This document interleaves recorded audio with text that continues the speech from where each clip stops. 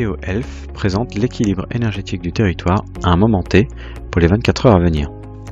Elle permet de savoir si les moyens de production électrique renouvelable du territoire, c'est-à-dire les parcs éoliens, les centrales photovoltaïques et les unités de méthanisation, vont couvrir la consommation des habitants dans les prochaines 24 heures.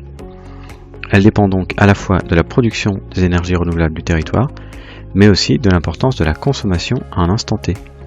Il peut donc y avoir beaucoup de production et une météo Elf défavorable s'il y a au même moment plus de consommation que la capacité électrique du territoire. La météo se présente sous la forme de 8 créneaux de 3 heures à partir du moment où vous la consultez. Le dispositif attribue une couleur à chaque créneau de 3 heures. La couleur verte indique que la production dépasse la consommation. La couleur jaune que l'équilibre entre production et consommation est précaire. La couleur rouge que la production est inférieure à la consommation.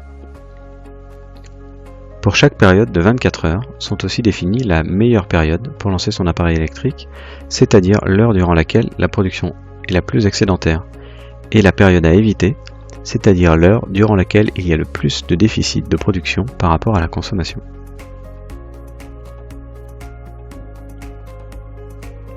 La météo est affichée sur la page d'accueil de l'afficheur Elfi ainsi que sur le site du projet.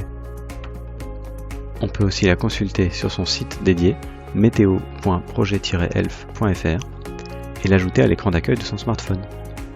Enfin, chacun peut s'abonner pour recevoir par email un flash météo quotidien.